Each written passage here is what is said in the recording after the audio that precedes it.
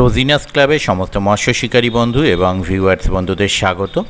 আপনারা ব্যাকে যে পুকুরটি দেখতে পাচ্ছেন এটি হচ্ছে চন্দননগর নোয়াপাড়ার পুকুর।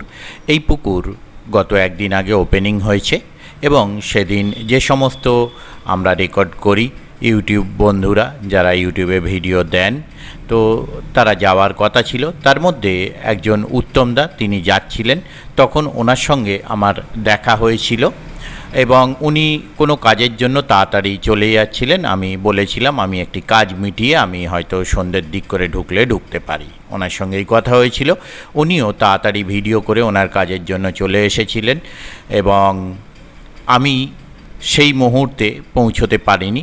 বৈকাল দিকে এখানে একটি ঝামেলার সৃষ্টি হয়েছিল, যেটি কোনো ইউটিউবার বন্ধু ওখানে ছিল না, রেকর্ড করা সম্ভব হয়নি।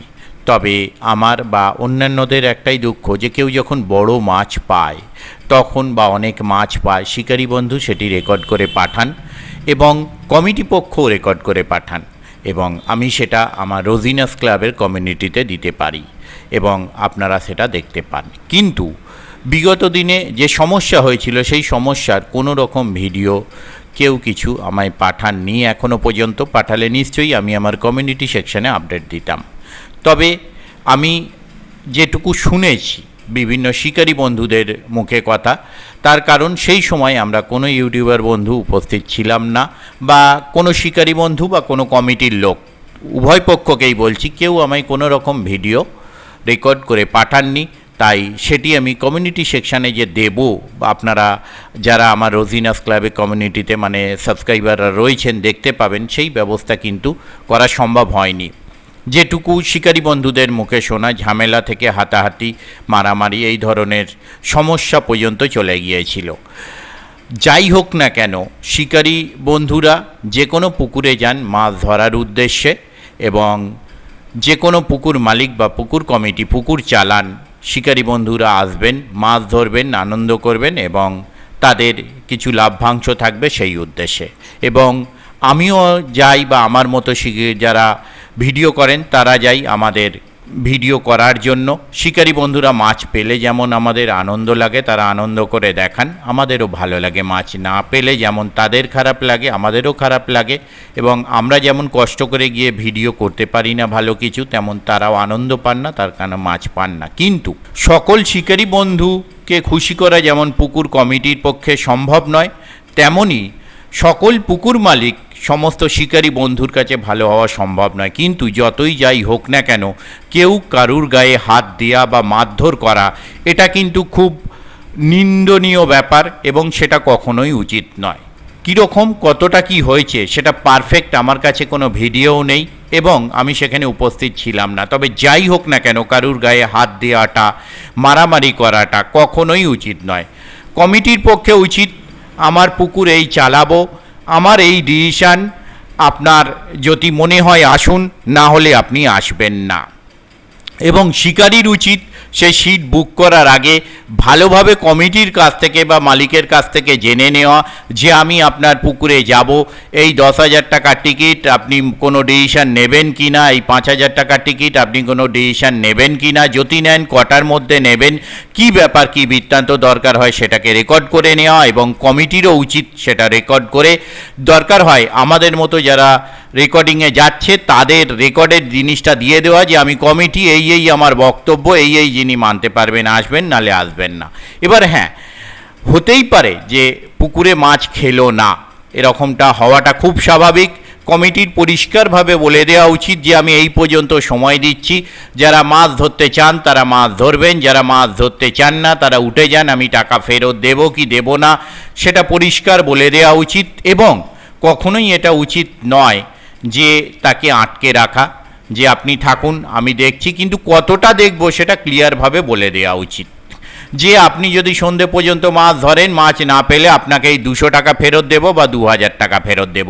এবং শিকারীরও উচিত পরিষ্কারভাবে জিজ্ঞাসা করে নেওয়া যে আপনি সন্ধে পর্যন্ত বসে যদি মাছ না পাই তাহলে আপনি কত ফেরত দেবেন আমায়, দরকার হয় সেটা রেকর্ড করিয়ে নিন। তার কারণ যেমন কমিটি পক্ষ আপনাকে বলতে পারে যে 2000 ফেরত দেব বলে বৈকালবেলা সে তার মতকে পরিবর্তন করতে পারে, তেমন শিকারী পক্ষেরও হয়তো মনোবৃত্ত পরিবর্তন হতে পারে। তাই উভয় পক্ষে দরকার হয় রেকর্ড করে নিন। প্রত্যেকের কাছে ফোন আছে এখন, প্রত্যেকের কাছে বা সিটে যারা রয়েছেন কোনো একজনের কাছে অবশ্যই ফোন থাকছে যাতে রেকর্ড করা সম্ভব।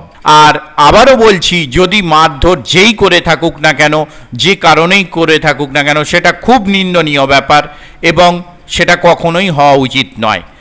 শিকারী বন্ধুদের জন্য এবং কমিটির জন্য, প্রত্যেকের জন্যই এর আগেও আমি বলেছি যে আমার একটা সেকশন রয়েছে যেখানে আপনারা এসে আপনাদের বক্তব্য বলতে পারেন এবং সেটা আমি আমার চ্যানেলের মাধ্যমে প্রকাশ করতে পারবো। অনেকেই এসেছেন এর আগে বলেছেন সেই সেকশানে, অনেকে দেখেওছেন সেই ভিডিও, কিন্তু বিগত বেশ দীর্ঘ সময় ধরে সেটা বন্ধ আছে। আবারও বলছি, কেউ যদি মনে করেন আসবেন, এসে তার বক্তব্য রাখবেন, সেটা কমিটি হতে পারে বা সেটা শিকারী হতে পারে বা মাছ ধরতে ভালোবাসেন, মাছের সঙ্গে যুক্ত মাছ চাষি, তারাও কিন্তু আসতে পারেন অবশ্যই।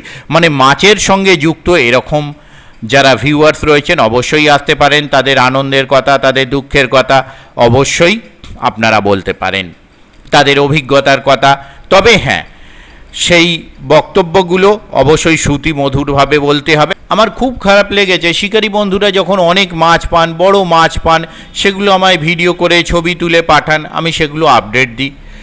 কমিটিও পাঠান, মাছ খেলে 10 বার ডাকেন, ভিডিও করে যান, কিন্তু এই সমস্যার কোনো ভিডিও, কোনো তথ্য আমায় কেউ পাঠালেন না। এটাই আমার খুব খারাপ লাগলো। যদি পাঠাতেন খুব ভালো লাগতো। তার থেকেও বেশি খারাপ লেগেছে যে পুকুর পাড়ে এই ধরনের সমস্যা হওয়ার জন্য। আর আমার দিক থেকে যদি বলি, কমিটির কথা যদি বলি, এই পার্টিকুলার নপাড়ায় যেহেতু সমস্যা হচ্ছে, নপাড়ার কথাই বলছি। মাছ খেলে ওনারা 10 বার আমায় ফোন করে ডাকেন, জানান মাছ খেয়েছে আসুন, কিন্তু খুব খারাপ লাগে যখন পুকুরটি বন্ধ হয়ে যায় বা কোনো কারণে কোনো একদিন বন্ধ রাখা হয়, সেই ইনফরমেশন আমার কাছে আসে না, আমার কাছে পৌঁছয় না। বিগত 3 বার এরকম হয়েছে, 3 বারই আমি গিয়ে আমায় ফেরত আসতে হয়েছে ফাঁকা পুকুর দেখে, তার কারণ পুকুর বন্ধ, আমার কাছে কোনো খবর আসেনি। কিন্তু পুকুরে যখন মাছ খেয়েছে বহুবার আমার কাছে কল এসেছে, কিন্তু বন্ধের সময় কোনো কল আসেনি যে বন্ধ করে দেয়া হচ্ছে, আপনি আসবেন না রাজুদা। তো যাই হোক, আমি চাইব ভবিষ্যতে যেন এই ধরনের ব্যাপার কোনো দিন না ঘটে। আর আমি একটা কথা বলবো যে শিকারী বন্ধুরা যদি একতাভাবে থাকেন তাহলে কিন্তু এই ধরনের ঘটনা কখনোই ঘটতে পারে না। আমি মনে করি শিকারী বন্ধুদের মধ্যে একতার খুব দরকার।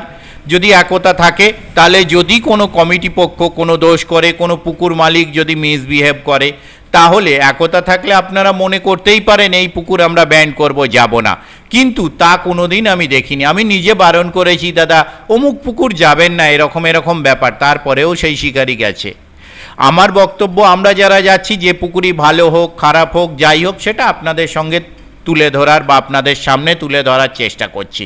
কিন্তু শিকারী বন্ধুরা যে পুকুরে গালাগাল খেয়ে এসেছেন, যে পুকুর আপনার সঙ্গে মিসবিহেভ বা খারাপ ব্যবহার করেছে, মাছ খেলে আবার সেই পুকুরেই সবাই মিলে দৌড়চ্ছেন, সেখানে আমরা যদি বলতে যাই আমরাও মাঝখান থেকে খারাপ হয়ে যাব, তার কারণ তারা খারাপ বলে তারাই দৌড়চ্ছে মাছ ধরতে। এইটা আমার খুব খারাপ লাগে। যে পুকুরই খারাপ হোক ভালো হোক, সব পুকুরই যাই, সব পুকুরই আমি বা আমরা কভার করার চেষ্টা করি। আর এরকমটা আপনারা অনেকেই জানেন যে একটি পুকুর আমার সঙ্গে মিসবিহেভ করেছিল, সেই পুকুরে আমি আর যাই না, কোনো দিন শিকারী বন্ধু ডাকলেও যায় না। এটা আমার মানসিক চিন্তাভাবনা। শিকারী বন্ধুর মধ্যে যদি এই মানসিক চিন্তাভাবনা আনতে পারেন যে না এই পুকুর ঠিক সুবিধাজনক নয়, আমরা সবাই যাব না, তাহলে কিন্তু এই জায়গাটা কখনোই হবে না।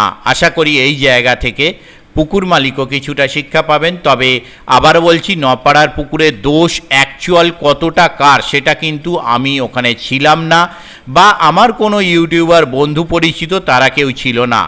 শিকারী বন্ধুরা কম বেশি যে যা বলেছেন শুনছি, সেই হিসেবে আমি কিছুটা আপডেট দিলাম। আর কোনো শিকারী বন্ধু, কোনো কমিটি পক্ষ যদি এসে বক্তব্য রাখতে চান, সেই বক্তব্য অবশ্যই আমি শেয়ার করব, তবে সেটি একতরফা নয়, দুতরফাভাবে, উভয়ের বক্তব্যই আমি শেয়ার করব। ধন্যবাদ।